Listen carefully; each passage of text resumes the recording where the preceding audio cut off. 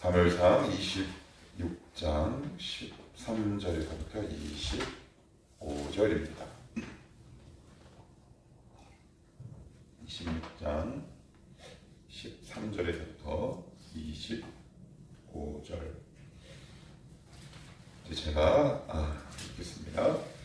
이에 다윗이 건너편으로 가서 멀리 산 꼭대기에 서니 거리가 멀더라. 다윗이 백성과 내 아들 아브넬을 대하여 외쳐 이르되 아브넬아 너는 대답하지 아니하느냐 하니 아브넬이 대답하여 이르되 왕을 부르는 너는 누구냐 하더라.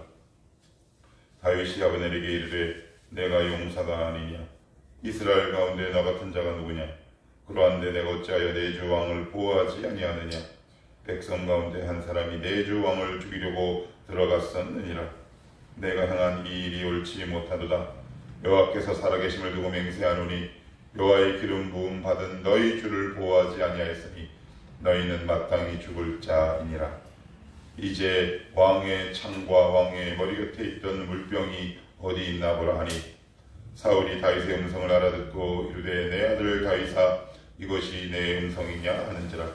다윗이 이르되 내 주 왕이여 내 음성이니이다 하고 또 이르되 내 주는 어찌하여 주의 종을 쫓으시나이까 내가 무엇을 하였으며 내 손에 무슨 악이 있나이까. 원하건대 내 주 왕은 이제 종이 말을 들으소서.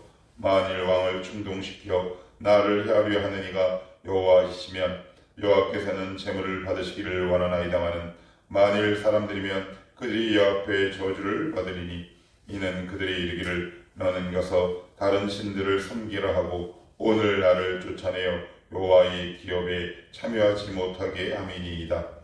그런즉 청하건대 여호와 앞에서 먼 이곳에서 이제 나의 피가 땅에 흐르지 말게 하옵소서. 이는 산에서 메추라기를 사냥하는 자와 같이 이스라엘 왕이 한 벼룩을 수색하러 나오셨음이니이다. 사울이 이르되 내가 범죄하였도다. 내 아들 다윗아 돌아오라. 내가 오늘 내 생명을 구역에 여겼은즉 내가 다시는 너를 해하려 하지 아니하니라. 내가 어리석은 일을 하였으니 대단히 잘못되었도다 하는지라. 다윗이 대답하여 이르되 왕은 창을 보소서. 한 소년을 보내어 가져가게 하소서. 여호와께서 사람에게 그의 공의와 신실을 따라 갚으시리니 이는 여호와께서 오늘 왕을 내 손에 넘기셨으되 나는 손을 들어 여호와의 기름 부음을 받은 자 치기를 원하지 아니하였음이니이다. 오늘 왕의 생명을 내가 중히 여긴 것 같이 내 생명을 여호와께서 중히 여기셔서 모든 환난에서 나를 구하여 내시기를 바라나이다 하니라. 사울이 다윗에게 이르되 내 아들 다윗아 내게 복이 있을지로다. 내가 큰 일을 행하겠고 반드시 승리를 얻으리라 하니라. 다윗은 자기 길로 가고 사울은 자기 곳으로 돌아가니라. 아멘. 오늘은 두 번째 다윗이 사울을 살릴 수 있는 죽일 수 있는 기회에도 불구하고 그의 진영에 가서 물건 두 가지만 가지고 조심스럽게 나오게 된 이후에 다윗과 사울의 이야기, 즉 대화에 관해서 제 성경을 적고 있어요. 그래서 오늘은 우리가 다윗은 어떤 말을 했고 사울은 어떤 말을 했는지. 말은 곧 인격이잖아요. 말은 곧 그의 현재 상황을 가장 정확하게 나타낼 수 있는 지표죠. 그래서 제가 청년들에게 누누이 이야기합니다. 말은 곧 실력이고 말은 우리의 삶 속에 길을 내는 것이다. 다윗은 어떻게 이야기했고 사울은 어떻게 이야기했는지 한번 우리 간단하나마 우리 살펴보도록 하십시다. 자, 먼저 16절에 보시면 이제 이런 표현이 나옵니다. 여호와께서 살아계심을 두고 맹세하노니 여호와의 기름 부음을 받은 너희 주를 보호하지 아니하였다. 네. 이제 군대 장관 아브넬도 어떻게 왕이랑 같이 잠들 수 있느냐? 너 마땅히 사형에 해당할 만한 중죄다. 이렇게 이야기를 합니다. 참 오지랖이 넓은 사람같이 보여요. 굳이 아브넬을 꾸짖을 이유도 없는데 그만큼 이제 다윗이 깨어있는 사람이라는 반증이고요. 또한 18절에 보시면 또 이르되 내 주는 어찌하여 주의 종을 쫓으시나이까. 내가 무엇을 하였으며 내 손에 무슨 악이 있나이까. 제 사울의 음성이 들려서 사울이 이야기를 하기 시작하니까 자기의 무죄를 항변하죠. 제가 과연 하늘과 땅을 통틀어서 제가 어떤 죄가 있길래 제가 이런 어려움을 당해야 합니까? 자기의 무죄를 이제 그 억울함을 이제 호소해요. 근데 오늘 우리가 이 다윗이 한 말 가운데, 내뱉은 말 가운데 조금 중점적으로 살펴봐야 할 구절이 19절입니다. 19절을 같이 한번 봅시다. 다시 시작. 원하건대 내 주 왕은 이제 종의 말을 들으소서. 만일 왕을 충동시켜 나를 해하려 하느니가 여호와이시면 여호와께서는 재물을 받으시기를 원하나이다마는 만일 사람이면 그들이 여호와 앞에 저주를 받으리니 이는 그들이 이르기를 너는 가서 다른 신들을 섬기라 하고 오늘 나를 쫓아내어 여호와의 기업에 참여하지 못하게 함이니이다. 그래요. 보시면 이렇게 얘기해요. 이 글만 읽어서는 그렇게 냉큼 쉽게 분명히 이해가 되지는 않는데 우리말로 조금 의역을 해서 번역을 해본다면 이런 뜻이에요. 내가 지금 당하는 이 고난이 하나님께서 나를 향해 작정하신 거면 나는 달겨받겠다. 그런 뜻이에요. 첫 번째가 여기 앞부분에 보시면 나를 해하려 하는 이가 여호와시면 여호와께서는 재물을 받으시기를 원하나이다마는 이라는 요 뜻이 나를 저렇게 어렵게 하는 이 모든 것들이 하나님께서 하시고 계획하신 일이라면 나는 얼마든지 감당하겠다. 이게 말이 쉽지 이런 고백이 쉽지 않습니다. 왜요? 하나님의 절대적 주권을 인정하는 말이기 때문에 그래요. 하나님의 절대적 주권을 인정한다. 저는 신학교에서 참 많이 들었어요. 성삼일체, 신론에서도 들었고요. 신학교 교수님들의 입술 가운데에서도 하나님의 절대 주권 굉장히 많이 들었고요. 특별히 우리는 대한예수교 장로예요. 이 말은 다른 말로 얘기하면 개혁교회. 개혁교회의 시작은 칼빈이거든요. 근데 칼빈이 강조한 말 가운데 하나가 뭐냐면 하나님의 절대 주권을 인정해요. 그런데 우리의 실제 삶 속에 들어오면 우리는 하나님의 절대 주권을 인정하는 경우가 그렇게 많이 없어요. 참 많이 따지는 것 같아요. 여러분에게까지 갈 경우도 없더라고요. 저의 경우만 보더라도 그건 뭐 그냥 이유가 있어서 따지는 게 아니라 여러분 모르겠는데 저의 경우는 저에게 유익이 안 되면 무조건 따져요. 뭐 주권이고 뭐가 없어요. 막 따지더라고요. 아, 이거 내가 참 교만한 행동이구나. 그런데 오늘 다윗은 내가 이렇게 어렵게 된 모든 일이 하나님께로부터 출발된 것이라면 좋다. 나는 마땅히 받겠다. 하나님의 절대 주권을 인정하고요. 또한 그 다음 19절 하반절에 보시면 이런 표현이 나옵니다. 만일 사람들이면 그들이 여호와 앞에 저주를 받으리니 이는 그들이 이르기를 너는 가서 다른 신들을 섬기라 하고 이게 무슨 말일까요? 다윗의 신하들이 사울의 신하들이 사울에게 이렇게 자꾸 부추기는 거예요. 다윗에게도 얘기하고 이걸 조금 더 편하고 쉽게 얘기하면 이런 거죠. 사울 옆에 있는 사울의 신하들이 사울을 충동하는 거예요. 다윗이 어차피 사울 왕과 이스라엘 왕이 함께 거주할 수 없습니다. 이왕이면 그 이방 땅에 가서 이방 왕을 좀 섬기라고 하십시오. 그 이야기가 다윗 귀에 들어온 거죠. 그런데 여기서 우리가 조금 생각해야 할 것이 있어요. 지금 다윗의 수중에 소아의 부하가 몇 명 있습니까? 600명이 있죠. 굉장히 큰 힘을 갖고 있어. 그러니까 저는 이 600명이 그냥 백성만 600명인 줄 알았는데 앞에 이렇게 보니까 이게 전투할 수 있는 전력이더라고요. 그러니까 군인이 600명이에요. 그러면 다윗이 싸움 어때요? 잘해요? 못해요? 그러면 그의 소아에 있는 사람들은요. 나중에 계속 나오지만 그들은 물불 안 가리는 사람들이란 말이에요. 그렇다면 저 같으면 이렇게 할 것 같아요. 이 생활도 너무 길잖아요. 15년 동안 쫓긴다는 거예요. 말이 15년이지 여러분 수하에 600명이 있고 그러니까 그 가족까지 포함하면 꽤 되는 숫자예요. 그러면 저는 이스라엘 땅을 벗어나서 어느 한적한 곳에 가서 살거나 아니면 이방 땅에 가서 땅을 개간해서 저는 살 것 같아요. 그런데 다윗이 그랬습니까? 안 그랬습니까? 도피하면서도 어떻게 해서든 하나님의 말씀을 붙들며 살려고 몸부림쳤어요. 충분히 편하게 먹고 살 수 있었는데도 다윗에게 주신 하나님의 말씀이 있잖아요. 사무엘상 16장 13절에 너는 왕 될 거야. 그지요? 그 비전이 저는 다윗을 살게 했다라고 믿어요. 나 이거 비록 도망자의 신세고 도피하는 신세지만 난 언젠가 왕이 될 사람이야. 현실과 타협할 수 있었음에도 불구하고 다윗은 계속되는 도피 생활과 피난 생활 가운데서도 한 번도 자기를 이방인의 삶과 동일시하지 않았다. 그래서 19절 맨 끝에 이렇게 다윗이 얘기하죠. 쫓아내어 여호와의 기업에 참여하지 못하게 했다. 그런데 나는 그러지 않았다. 그런 말이 요 말 속에 포함이 되어 있어요. 계속해서 다윗의 말을 한번 살펴보시면 20절에도 이렇게 나옵니다. 저 중간 이유부터 볼게요. 산에서 매출하기를 사냥하는 자와 같이 이스라엘 왕이 한 벼룩을 수색하러 나오셨음이니이다. 그래요.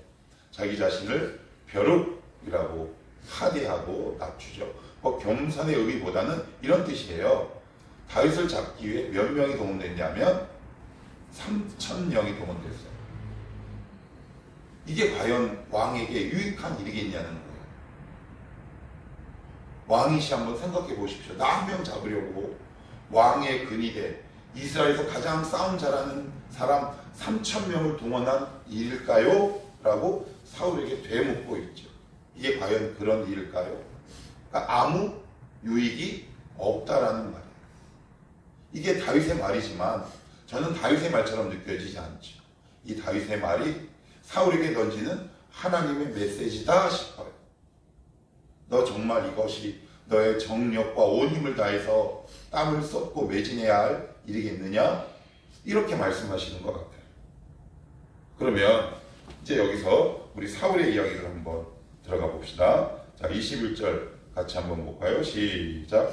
사울이 이르되 내가 범죄하였도다. 내 아들 다윗아 돌아오라. 내가 오늘 내 생명을 귀하게 여겼은즉 내가 다시는 너를 아뢰하지 아니하리라. 내가 어리석은 일을 하였으니 대단히 잘못되었도다 하는지라. 그런데 돌아오라 그러죠. 그죠? 근데 25절 맨 끝에 보시면 이렇게 나와요. 다윗은 자기 길로 가고 사울은 자기 곳으로 돌아가니라. 다윗이 돌아가지 않죠. 여기 사울이 한 말을 우리가 좀 주의 깊게 봐야 돼요. 이렇게 나와요. 내가 뭐 했다? 범죄했다. 그러니 돌아오라. 그리고 21절 맨 끝에 보시면 대단히 잘못되었다. 이렇게 얘기합니다. 이게 무슨 말일까요? 표면적으로 보면 사울이 회개한 것처럼 보여요. 여러분 집에 가셔서 27장 이후부터 한번 쭉 읽어보시겠어요? 32장까지.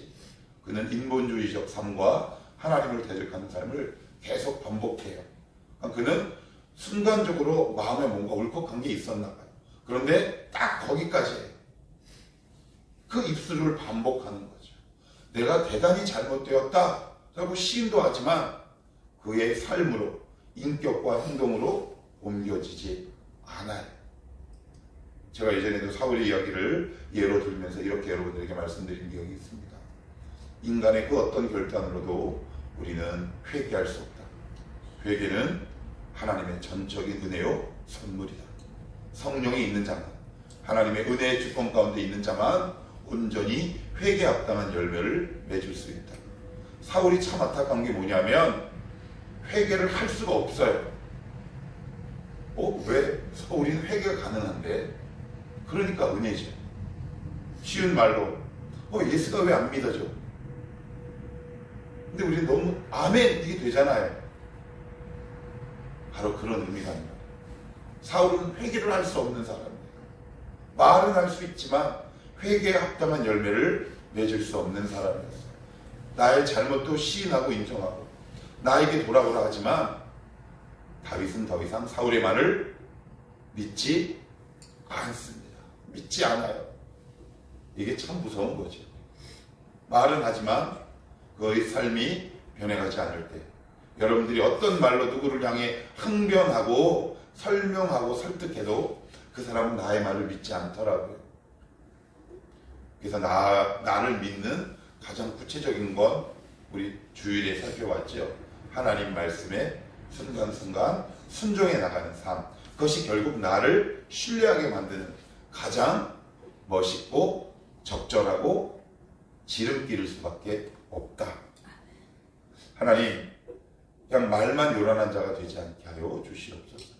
나의 삶에 구체적인 합당한 회개의 열매가 맺어지게 도와주시고, 하나님, 누군가에게 나를 좀 믿어주십시오 라고 말하기 전에 그가 나를 먼저 신뢰할 수 있는 신실한 자가 되게 하여 주옵소서.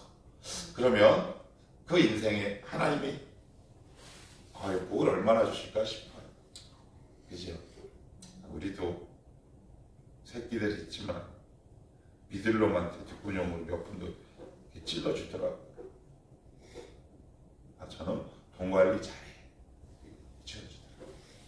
하나님도 비슷하지 않겠나 싶어요. 우리 하나님 앞에 신뢰와 인정받는 사람, 우리 같이 이 땅을에서 살아가는 우리 주변 사람들에게도 그런 인정과 신뢰를 받는 삶이 있으면 참 좋겠다 싶어요. 말이 아니라 우리의 삶으로, 말씀에 대한 순종으로. 25절 우리 같이 한번 읽고 간단하게 살펴보고 마칩시다. 시작. 사울이 다윗에게 이르되 내 아들 다윗아 내게 복이 있을지로다. 내가 큰 일을 행하겠고 반드시 승리를 얻으리라 하니라. 그래, 원수에게 축복을 받기 시작합니다. 그죠? 예, 이게 이제 연단이 거의 끝나가는 것 같아요. 하나님은 꼭 이 원수에게 축복받게 하시더라고요. 창세기에도 그렇고요, 야곱도 그렇고요, 이삭도 그렇고요. 중간중간에 보시면 이 원수들에게 꼭 이 축복받게 하세요. 하나님, 우리도 이런 인생이 되기를 축복합니다. 하나님, 나를 가장 미워하는 자로부터 너 정말 하나님의 사람이구나, 이런 축복과 은혜 받으며 살게 하여 주옵소서. 그런 인생이 못될 리 없습니다. 나의 원수로부터 칭찬받는 인생이 못될 리 없어요. 나를 가장 흔히 하는 속된 말로 갈구는 사람이 나를 축복하면 그 인생이 잘못될 리 없어요. 지금 여러분과 가장 껄끄러운 관계에 있는 사람이 있다면 우리 이렇게 기도할 수 있으면 좋을 것 같아요. 하나님, 저 그 사람 그분으로부터 축복받는 인격과 삶이 되게 하옵소서. 그러면 그것 자체가 이미 복이고 은혜이지 않겠습니까? 그리고 정말 아프지만 25절은 이렇게 끝맺음을 하고 있어요. 자기 길로 가고 사울은 자기 곳으로 돌아가니라. 자기 길, 자기 곳. 이게 말 그대로 웨이예요, 웨이. 그런데 제가 한번 사전을 찾아보니까 이런 표현도 있더라고요. 잠언서에는 여기 나오는 길과 자기 곳이라는 표현이 그 사람에게 일어나는 행동 방식이나 태도를 가리키는 단어래요. 무슨 얘기예요? 사울은 과거에 했던 방식과 태도로 살았고, 다윗은 역시 예전에 하나님을 경외하는 삶으로 살았다, 이거예요. 그러니까 사울의 말은 아무 실효성과 신실함이 없었다. 하나님이 아신다는 거예요. 그래서 두 가지 인생이 있잖아요. 사울의 인생이 있고 다윗의 인생이 있어요. 비록 화려하거나 수려하진 않지만 날마다 하나님 말씀에 자기의 영혼을 비춰 하나님, 오늘도 내가 말로 살아가는 것이 아니라 나의 삶과 인격으로 살아갈 수 있도록 도와주시옵소서. 자기의 영혼을 비추는 사람이 있는가 하면 사울처럼 순간적인 감동과 감정은 있지만 도저히 삶에서 돌이킬 수 없는 불쌍한 인격도 있는 것 같습니다. 오늘도 하나님, 오늘도 내가 이 길을 걷게 하옵소서. 원수에게 축복받는 인생이 되게 하옵소서. 사람으로부터 신뢰받는 삶이 되게 하여 주옵소서. 이런 은혜와 축복이 저와 여러분의 삶 가운데 넘칠 수 있기를 축복합니다. 기도합시다.